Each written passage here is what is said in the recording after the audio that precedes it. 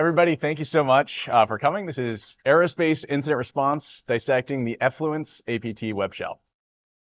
My name is Zach Reichert. I'm a director at Aon's cyber solution, delivering Strauss Freeburg digital forensics and incident response services, which is just a fancy way of saying I do DFIR. And I also do DFIR, and a very long and complicated way of saying that is that I'm a manager at Aon Cyber Solutions, delivering Strauss Freeburg digital forensics and incident response services. For those of you who aren't familiar with Strauss Freeburg, we're an incident response firm, and we were bought by an insurance broker. So we get kind of visibility into both the worlds of incident response and insurance. One of those is much more interesting than the other one, and I'll leave it as an exercise to the reader of which one that is. Quick disclaimer before we hop into this, all of this is totally made up. Anything that is resembling a real client investigation is total coincidence. So we made a couple of small tweaks to make it less client identifiable, but all of the takeaways here should be still quite interesting for everybody. So we're going to be spending about an hour together today, and so we have a beautiful table of contents that describes what we will be talking about. First, Zach, are you an expert in aerospace? I am not an expert in aerospace. Yeah, I'm also not an expert in aerospace, but we do respond to aerospace companies on occasion. So we want to give some background on the aerospace industry from the kind of external perspective of incident responders. I'm sure there are many of you in the audience that are kind of more familiar with aerospace than we are, but there are kind of some subtleties to that industry in particular that we often run into. Then we're going to be talking about a case study of a APT that broke into a company via a Confluence exploit. And then Zach will be going through some malware analysis of the Effluence web shell loader. And I think that's quite fun. So with all of that said, aerospace background from an incident responder's perspective. So why is aerospace a good target? Well, first of all, there's a very heavy investment into intellectual property in aerospace. So it costs a lot of money to develop airplanes and rockets and missiles. And if you can go steal that, it makes it cost less money to go do that yourself. So we see a lot of kind of exploratory intellectual property theft in government contractors, particularly in aerospace. Additionally, and this is kind of similar to the first point, but intelligence collection. So both kind of understanding the capabilities of whoever you're breaking into, but also we've seen cases where APTs have gone into aerospace companies specifically because of the logistics. So they look at like passenger manifests on airplanes to track who's moving where throughout the world, or the logistics of transfer of goods or materials. There's a lot of companies in the broader aerospace industry that have that sort of visibility, which is very interesting to nation state level adversaries. In kind of the same way that they break into hotel chains to understand who's checking into hotels, they'll break into aerospace companies to understand the movement of goods and people throughout the world. Spoiler. There's also very complex supply chains in the aerospace industry. So you can have cases where you have a relatively small company that can't invest as heavily into security that is a critical component supplier for a much larger company. And that's interesting for two reasons for a threat actor. One, if they're financially motivated, you can kind of put a lot of pressure onto that small company to pay a ransom or something like that because they have this external pressure from the prime. And then also it's a good way to move into a small company that doesn't invest as heavily into security to move upstream into a larger company. And finally, threat actors just love ransomwaring companies, no matter the industry, and aerospace is unfortunately no exception to that. We do see a lot of ransomware targeting aerospace companies. Yeah, just real fast on the slide, I got audience participation text just now. We misspelled intellectual on the slide, which I think is quite funny. But that was just pointed out. A great testament to our intellect as we were preparing these slides. Just a little bit of background. Florida. I don't know if it was like set to like French or something, but the template was like auto-correcting to like a different language. So if there are any other spelling mistakes, please call them out as we go. A little call and response will be fun today. So I'm gonna hop into a quick case study on some intellectual property theft that Boeing experienced. And this is less of a kind of prototypical how they hack, and more of a kind of showing the scale of the consequence of hacking into an aerospace company. So there was this gentleman named Sue Bin who between 2008 and 2014 helped People Liberation Army Chinese hackers steal over 630,000 files relating to the C-17 cargo aircraft. They also targeted the F-22, the F-35, and Mr. Bin helped them target specific things, as well as he helped translate those documents, those technical documents, once the PLA has obtained those. But, you know, kind of as I mentioned at the beginning, I am not an expert in aerospace. I don't know if that's actually significant that they stole those files. So we have a great quote from Mr. Su Bin in an email that the stolen information has extremely vital significance to our country's speeding up of the development of the Xi'an Y-20 in an email to the PLA. The reason why we know this is that he went to jail, so don't do crime. It's bad, kids. But I still think it's probably just a coincidence. I'm sure that there was nothing that, you know, we got the C-17 as a Canadian one, and then the Y-20, probably unrelated. Yeah, so I'm just going to talk quickly about some practical aerospace IR considerations. The first one is the impact of ITAR, which is International Trafficking and Arms Regulations. So that's a big one when it comes to ITAR. It can impact your entire IR firm. Me and John both work, obviously, at Strauss Freeburg Consultancy. We typically have an on-call that rotates around the world, so we have people in Hong Kong and UK. When we get an ITAR matter, we have to be very conscious of sort of changing the way we approach that case, because no one outside the US can actually access that data. Also, when we take on that data, we need to make sure that we're protecting it, because now we're under sort of, you know, well, we're in ownership of that data. So we need to make sure that like only US citizens can access it and you know, take care of it that way. So that has some impact that you're going to have to think about. Additionally, you have the normal government, law enforcement, business to business, customer notifications that come along with essentially any IR. And then really, like oddly, I guess this isn't too odd for 2025, but like John alluded to, most companies care about ransomware, and care far, far less, surprisingly, about APTs within their network. So John and I had a client, you know, a couple years ago. We were responding to a ransomware, and while we were in there, they were adjacent to aerospace. And while we were in there responding to the ransomware, we found a secondary threat actor that was essentially going after things related to passenger manifests. So we basically had to sort of pull back, rethink our sort of containment strategy, and talk to the client about it. And the client was very much like, why should we care? They're not going to take down our network. So that's like kind of a weird challenge, I guess, these days in doing APT investigations, especially around aerospace. Great. So we're going to hop into the incident response portion. Is everybody still with us? Awesome. Okay, so we're going to talk about a little company called Atlassian, which is from the land down under, Australia. So is everybody familiar with Atlassian products here? Okay, I'm still going to explain them. So we have Confluence, which is kind of like your internal wiki knowledge management system. You know, if you have documentation about how you do business, toss that on to Confluence, you're great. Jira for all the Scrum Masters out there, Agile project management, tickets, IT, all of that goes in Jira. And then finally, Bitbucket, which is basically GitHub by Confluence, where you can store all of your Git-based code repositories. So there was a little vulnerability in Confluence called CVE 2023-22515, and I think that there's a lot of like people that have this impression that APTs do all this like crazy stunt hacking, and they can do that, but they also will do really, I would describe this as a silly vulnerability. So essentially the way this worked is that you go to the Confluence server, you say, hey, Confluence server, you've been working very hard for several years, but bad news, you have never been set up. And the Confluence server goes, oh no, that's crazy.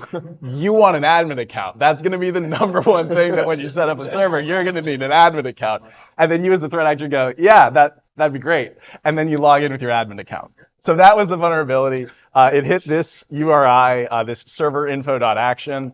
And Microsoft reported nation-state exploitation back to September 14th of 2023. Keep that date in mind. As well as the vulnerability was publicly disclosed on October 4th, 2023. And as Zach will attest to, as incident responders, there's kind of this truism that anytime you have a high severity vulnerability in an application and the POC fits in a tweet, you will have a very bad day. So that's, if you guys want to go start exploiting, that's all you have to do. There's a curl-based POC. So our client, They are a government contractor in aerospace R&D. This was a kind of subsection of their network that wasn't as centrally managed because it was specifically regarding research and development. They had discovered that they had been targeted by this vulnerability after it had been released publicly. So we were brought in to determine if the compromise was successful. What did the threat actor do? Is there any ongoing risk? Did they take data? Supposedly they did. And just like kind of tech stack wise, they had all of their Atlassian products hosted in Docker, and there was an Nginx load balancer in front of that. So some of the logs that we'll go over are actually Nginx logs, but kind of the same idea nonetheless. So everybody, call and response. Where would you start? Incident response. Look at the logs. I love it. That's awesome. We're going to take a look at the logs. So in this case, we had the benefit of knowing that there was this vulnerability, but as like kind of a little fun thing, I'm going to give myself amnesia. And we're going to walk through a kind of hypothetical way that you could have gotten to seeing this activity without knowing that this vulnerability was in place, because it's a little bit more fun that way. So if you have a known vulnerability, just look for anything like that serverinfo.action, awesome place to start. But what if you don't have a vulnerability? What if you just are dropped logs and you say, am I compromised? Well, I'm a big fan of hypothesis-driven threat hunting. So you say, what would it look like if I was compromised? Then you go, I'm going to go look and see if that's true. So one of the things that's very helpful for me is first identifying what a good process flow looks like. What are most users in the application doing? What does it look like when they log in? That sort of thing. And then you look for unexpected deviations from that process. So I like to look for things like that shouldn't be possible. So for example, I might have a theory that, let's say, what if there was somebody that logged it or didn't log into the application and still took a successful action? That's something I can go hunt in the logs. I can look for 200 status responses for sessions that didn't have a login associated with it, right? That might be something that might be associated with a vulnerability, or kind of just things that generally speaking are not consistent with this standard process flow. Another really good place to start with that is looking for rare events. And so for everybody with Splunk, just toss it in stats count by low. But I also like to, you kind of might want to look for the one-off events, but a lot of those are really noisy. They'll have like timestamps or things like that create these, false positive rare events. So I'm a big fan of looking at and depending on the scale of logs that you have, things that happen like 3 or 4 times, because those are probably repeatable actions that have taken place in the environment and can give you kind of deep insight into the rare sort of things. The reasoning behind this is that general usage of an application is very common and exploitation is in general very rare. There are some times where also you will then see like bulk exports of things and you'll see a ton of activity. So you can also look at high frequency events. And then I also like to look for, that's the first time this thing has happened. So if you look at like access to different URIs over time, and then you start to see one spike up, and then you go find and you look at that and you're like, oh, that's a web shell, right? Like there was never any access to that, and then it started happening for the first time, and then pivoting around those times where the first or the second time that event happens will give you kind of some very interesting findings often. And then also looking for unusual activity profiles. So back in 2023, do you have a question? Yeah. Your premise about, all right, let's say we talk about where you start. Is the premise starting from like, all right, you've got web servers, you've got endpoints, you've got file servers, you've got PCs. Which ones are you starting with? Build that hypothesis. That's a really great question. And that is, I think one of the takeaways from this incident is that a lot of people, if you're going to threat hunt, you'll be like, okay, I'm just going to go into Splunk and look at the logs that I have, right? Because that's where I can start. A lot of the times, and this is like kind of in the same way that if you go to the hospital, a doctor sees everybody is sick, we always see people that are compromised. And so, we don't really have the flip side of like all of the times that like a SOC analyst looks at something and it's a nothing burger, right? Like generally speaking, if you're bringing in external IR, it's because you have a problem. But I would say that looking for areas of your environment to the degree that like you can find your unknown unknowns, you look for those sections where the company bought another company and they plug that into the network, or this is like, you go find where the devs are and where did they spin up infrastructure and like what are they doing there, because those are the sorts of places, like in general, if you have EDR across your entire environment and you have good visibility and you have good telemetry, like that'll pop up the bad stuff pretty quick. The sorts of things that you will see with this is like these logs weren't being forwarded anywhere, right? They were just sitting on this random box in a in a closet that I then had to go image, right? And so if you can go find those areas of your network, like if you're already doing threat hunting, like, you know, if you get a high severity EDR alert, probably look at that first. But if you're looking for areas in your environment that are not kind of centrally managed, or that you can do asset discovery and find, okay, what is that system, and then go pull on that thread, that's where you'll find a lot of this sort of stuff where somebody's been hanging out on a box for a while and doing some bad stuff. Yeah, and on this one too, in particular, the Confluence server is public facing, while most of the ones hit with this vulnerability were. And so if you were doing threat hunting and focus on your externally facing assets, and try and find 0 days that way. Yeah, that's a good point. You can go like, there's like the C99 subdomain lister, and if you just type in your like URL for your environment, it'll like go enumerate all of the like passive DNS and all of the sub like domains that are, you know, some random box that hasn't been patched in a while. So that's one of the things that we'll typically do at the beginning of an IR, is just like run that. And then we'll, the number of times that we say, hey, you should take down your VPNs, and they say, we have taken down our VPNs. And then you show a screenshot of an active VPN from their thing that's like, what about that one? And like, oh, that's the South American VPN. We never thought of that, right? Like finding those areas of your network where like you can then go pull that thread. That's a really good point. Thank you for the question. And anybody else that has questions, we're fun. Yeah, we're gonna probably fly through this talk. Yeah, so. I speak quickly. I don't know if anybody's noticed. So, awesome. So 2023 was a beautiful time for log analysis, because you could just go enrich all the IPs, and then all of the threat actors would be using like hosting providers or VPNs, or, you know, some random droplet in DigitalOcean. Nowadays, more and more threat actors are moving towards like residential proxies, and you can still hunt on those. So like, for example, is anybody here from New Jersey? Dick. For anybody on the recording, sorry. But like, let's say you have somebody that like is always logging in from California, and then one day they're logging in from New Jersey, and maybe it's the same day that they're logging in from California. Impossible travel, and also, why would anybody be in New Jersey, right? Like that seems unusual. So that sort of thing, and then also combining that with like user agents. That maybe that's like a different system, and you can like show that by the user agent. It's a lot more work, because then you have to like go talk to people and like actually see like, were you in New Jersey? But that sort of thing is still possible with the logs if you have like a defined set of IPs that the infrastructure should be coming from. We just had a case like this where there was an APT that came in through a thing, and it was like a set of defined IPs that they should be coming from. And then the APT was coming from a different IP, right? So that sort of thing, you can still find it. It's a little harder now, but in 2023, you could just go enrich all your logs, and it was awesome. Even today, a lot of threat actors will still, like, if you look at the user agent, it's like Python requests or curl or like Go or whatever, and most users don't have that. So even now, like, you can get pretty good findings from just looking at the user agent, and especially the user agent IP combo, and especially the user agent IP combo combined with those uncommon URIs where they're starting to do weird things. The final tip is build a test environment. So in basically every APT case that we end up doing, like, we usually have to go make a test environment for something, because they tend to be going after weird things that aren't well documented.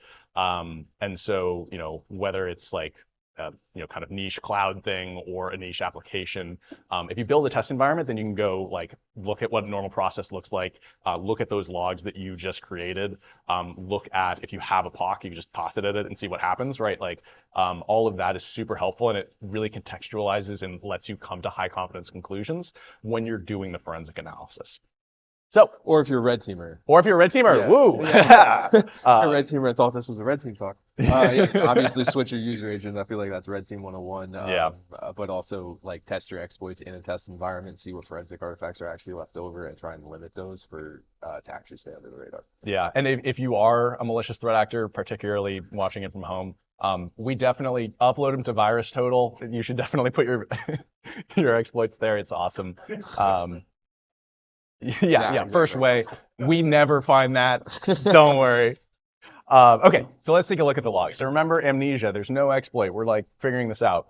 So basically what I did is I sorted on all of the successful URIs that were accessed in this application, and then looked at low frequency events. So I saw a lot of the low frequency events involved /admin in the URL. So that's going to be kind of my hypothesis is kind of twofold. Number one, that this /admin means that somebody's doing system administration. And that number two, a threat actor would like to administer the system. So I'm going to go hunt for that and see, what's up there. So looking at any admin action, and then that has a 200 status code, so successful events, and then stats count by action user agent IP address. That gives us a beautiful set of 23 different IPs that took successful administration in the logs. Enriching those, the number one that popped out is this 16 Clouds IT7 network, which is a hosting provider. So now we know somebody is doing system administration from a hosting provider, and that's not good usually. So we have a custom built tool that actually Julia here worked heavily on, so thanks Julia. But if you don't have IP enrichment, you should. There's a bunch of really great sites that can help. Some of them are paid, some of them you can use for free. But VirusTotal, really good for like getting old like SSL certs that are associated with IP addresses.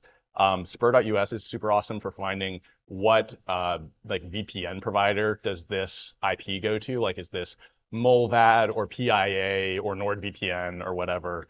That's super awesome for that. Shodan, if you have a Linux system that has port 22 open that is then logging into random things in your environment, that is probably a threat actor. Shodan's awesome for that. And then MaxMind is like a IP geolocation bulk enrichment tool that you can pay lots of money for. Julia. I actually took it off because there's like a badillion of those, but yeah, IP API, also super cool. Okay, awesome.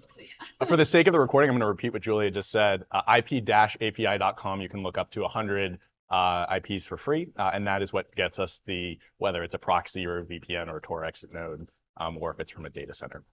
So with that said, now we have a IP address that we're going to go pull the thread on. So we take a look at what were some of the first things that this IP did. Well, it logged in, it created an administrator, and then it finished setting up the administrator, and then it authenticated. So I don't like this. So hopping into it, we're going to kind of go over some of the analysis high level. We saw that on September 9th, which notably was 5 days before kind of the initial understanding that we had of this exploitation activity, this IP was associated with the creation of an account called Space Admin. And pivoting on that IP, we found a bunch more IP addresses that were associated with this activity. And then pulling on those threads, we kind of built out the profile of what this September threat actor was doing. So they were exporting Confluence spaces. They were doing Git exports of code repos.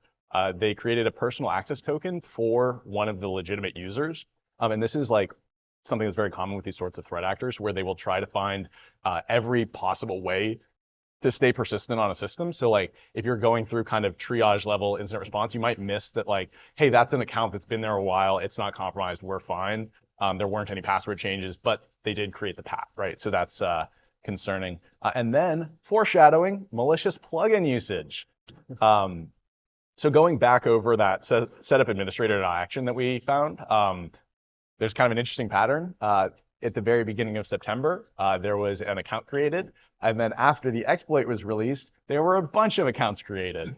And that's something that is also pretty common with this sort of thing when you have nation state exploitation, release of a patch, reverse engineering of the patch, and then POC goes public. You kind of see like a huge uptick in all of that. And that was one of the most annoying things, frankly, about this case was like figuring out which threat actor was doing what after October, because there was just so many different threat actors in the system that it was difficult to figure that out. So the kind of overall timeline of what the September threat actor was doing was starting on the 8th, they were kind of doing reconnaissance. They were poking at the system. And then on the 9th, they actually exploited it.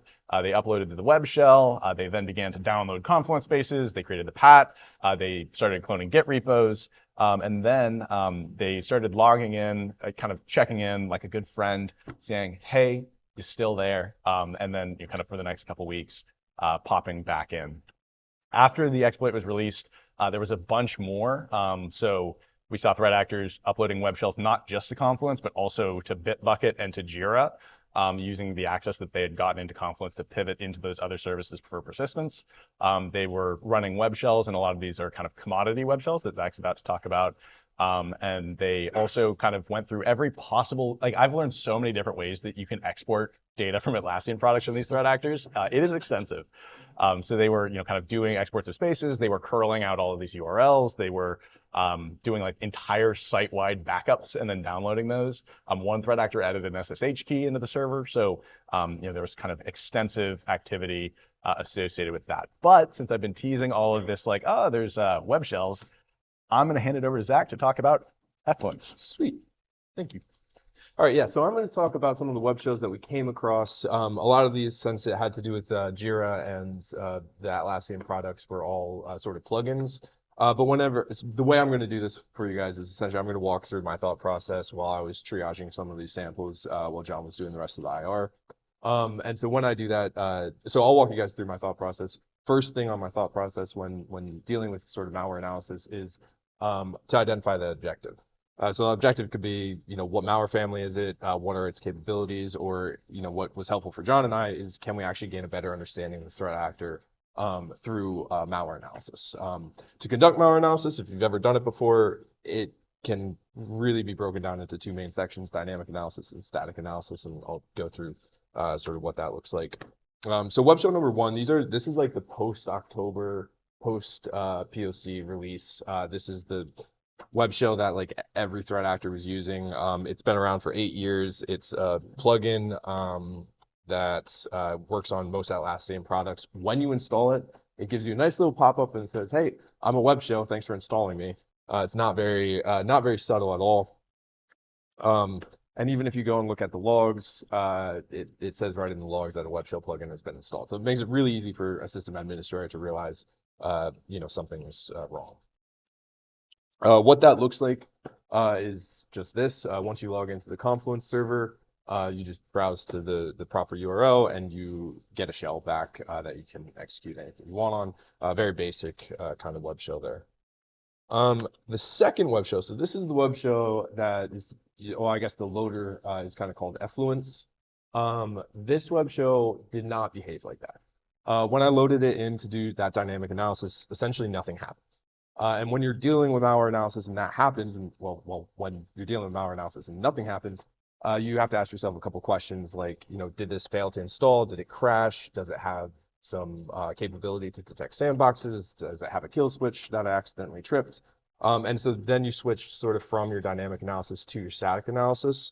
And when I'm thinking about static analysis, there's two main questions I ask myself, which is what file type is it, and is it packed or encrypted in some way? To answer those questions, there's a lot of different tools you can use. Two very basic ones are the file command from Linux and 7-zip. 7-zip will work on a host of different file types, including the jar file that's in the top right-hand corner of the screen. But it'll also work on like PE files. So if you had like a DLL or a executable and it had a weird section, you just unzip it with 7-zip and the section will fall out. So on the bottom here, I have a screenshot of running the file command across the extracted jar file. A lot of it's kind of stuff that you would expect. You see some compiled Java class files. You see some ASCII text files. The one that popped out to me when I was triaging this was this icons file. The reason it popped out was because the file command actually didn't have a signature for it. And when the file command doesn't have a signature for something, it just says it's data. And so that's where I sort of jumped in. And when you look at the actual file, it does look like it's packed or encrypted. You can kind of tell, well, this is a screenshot of the file, but you can kind of tell it's packed or encrypted because there's no, human readable strings in it. There's barely any repeating bytes. There's not a whole bunch of null bytes. So it looks like it's either encrypted or compressed somehow, or maybe both. So now that we had a place to start, I was able to sort of take that jar file that John had found, load it into a tool called JDGUI. There's probably other tools out there that's a little bit better or newer than JDGUI, but it worked for my purposes. So I just load it into there, and that kind of takes the jar file and creates some pseudocode essentially with the code that's inside of it. And so when you do this, you get a whole bunch of functions that appear to be legitimate. They have to do with authentication and OAuth and SSO. But since we sort of know what we're looking for, I didn't have to go through this like thousands of lines of code. I just ran a search for the icons file, and it only showed up here in the thousands of lines of code on line, I think 651 or something like that. So it reads it in, and then a little bit further down, it goes through an XOR loop. and XORs every byte in that icons file with the byte OX3F. And if you go and re-implement that in CyberChef or Python or whatever else you want, you basically get back another Java class file. So at this point, if you weren't sure that if the jar file was actually malicious or not, you should start to be thinking, yeah, it's probably malicious. It has it's fully encrypted, and then it gets reflectively loaded into memory essentially. So yeah, at this point, yeah, I was basically calling John saying like, yeah, this is actually bad, and I don't really know what it is yet. So going back to the original question of why I was sort of doing static analysis on this whole file in the first place was because I didn't see anything during dynamic analysis.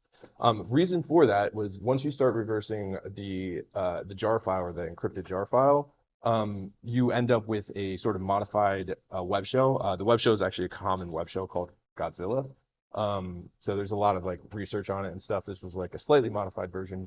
One of the modified functions of it was to sort of hide the Confluence plugin. So now I'm not going to read through all this code, but essentially what it did was when you installed the plugin, it didn't install to user apps. So if you're an administrator and you log into your Confluence server and you see all the apps that installed, the other one will say web shell plugin. This one actually moves the plugin from the user installed apps to system installed apps, which you have to essentially go into the GUI, change kind of your settings so you can actually see the system installed apps. And when you do that, you obviously do not get back a plugin that says, hey, I'm a web shell. You get back a plugin that says app links plugin SSO OAuth. So it's way more discreet than the first one. So at this point, yeah, it was seeming more APT-esque if the 0 day didn't give that away earlier. Yeah. How did you figure out it was Godzilla? So it's a modified version of Godzilla. It was just a lot of Googling. YAR rules, Googling, yeah. Nothing really super fancy. Yeah. And these are some of the capabilities of it. So it can read, write files, it can remove users, it can update users' passwords, just a host of sort of different things there.